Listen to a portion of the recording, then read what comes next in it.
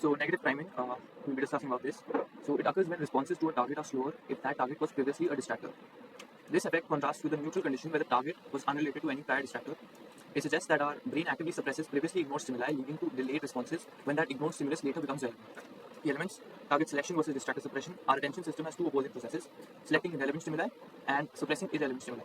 So negative priming occurs due to the carryover effect of distractor suppression. Now, inhibition of distractors can have lasting effects, making it harder to shift attention when those distractors become targets later. Now, location-based negative priming experiment. So this was the experiment conducted by Tipper, Behort, and Driver. So the study by these people investigated whether negative priming effects are location-based. Right, this is the aim of the experiment. So highlight that. Participants were asked to respond to targets appearing in different locations. Findings: when a target appeared in a previously ignored location, response times were slower. Experimental setup. Trial 1, fixation on a central cross plus. So a distractor was appeared, for example, @ sign, appeared in one location while another location was attended. Trial 2, the ignored location from trial 1 became the target location. Reaction time was slower due to prior inhibition. So conclusion is IOR, which is inhibition of return, can be spatially encoded. Locations previously suppressed take longer to be attended again. This supports that the spatial inhibition hypothesis, meaning that the brain marks locations to avoid revisiting them too soon. Right. So I think we've covered this in the last video as well. Yeah. So IOR is location based, meaning suppression affects nearby locations more. Slower reaction time suggests that inhibition spreads within a spatially defined row. Right. Now this is the graph for distractor conditions versus interference. So FR, SR, and BR. FR stands for front row, SR stands for same row, and BR stands for back row.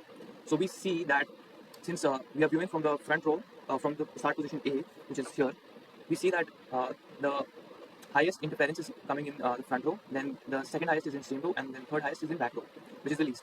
So this implies that we are viewing it from an egocentric frame, where egocentric is basically relative to you, relative to the observer, while allocentric is relative to the world. So egocentric basically shows asymmetric interference from the distractors, while allocentric shows symmetric interference from distractors from front, back, and same rows. Right. So allocentric is symmetric and egocentric is asymmetric. So that's about the thing. And then allocentric symmetric inhibition across distractors in front, back, and same rows. It suggests inhibition spreads across the entire spatial map rather than being centered on the viewer's perspective. While egocentric is basically asymmetric inhibition, more interference from the front row distractors since they are placed more towards yourself, more towards the observer. So they basically show more interference than the back row ones. So this implies an observer-centered suppression system where distractions closer to the viewer cause stronger inhibition. So IOR depends on reference frames. So it is basically egocentric. Egocentric inhibition stronger when distractors appear in the front row.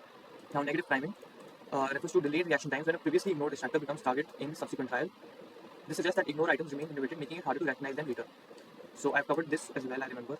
Right? Yeah, this is also I've covered.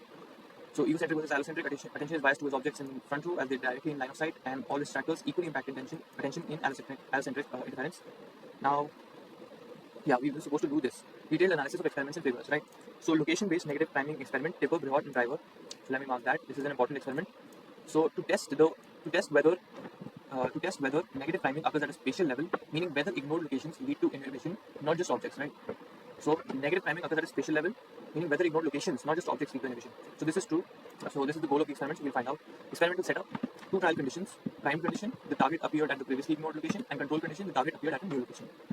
So reaction times were recorded to measure how fast participants responded to targets. Results were as follows: slower reaction times when the target appeared in previously ignored locations.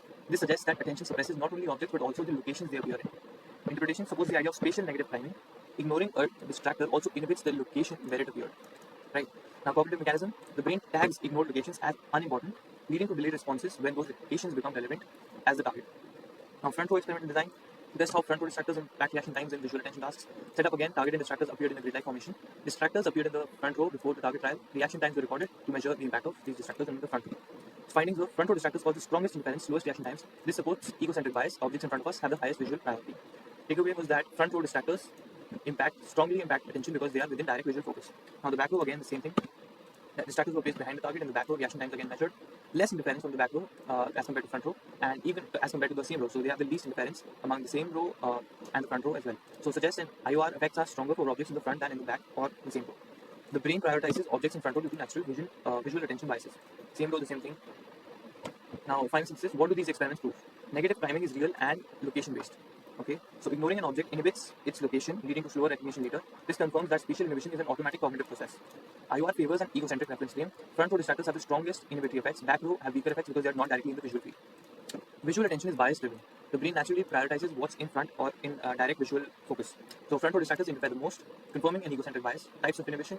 Okay, so this is a new chapter here. So we'll be covering this in another video.